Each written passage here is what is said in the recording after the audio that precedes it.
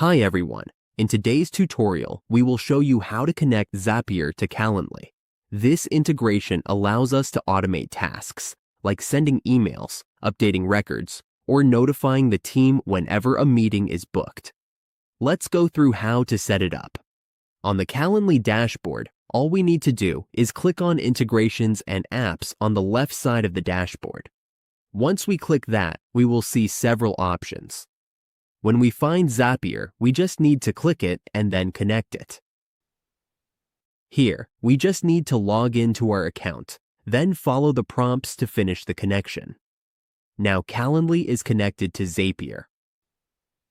From here, we can use Zapier to connect Calendly with other apps, like Google Sheets, and start building automated workflows. And that's how we connect Zapier to Calendly. With automation in place, we can save time and keep our workflow running smoothly.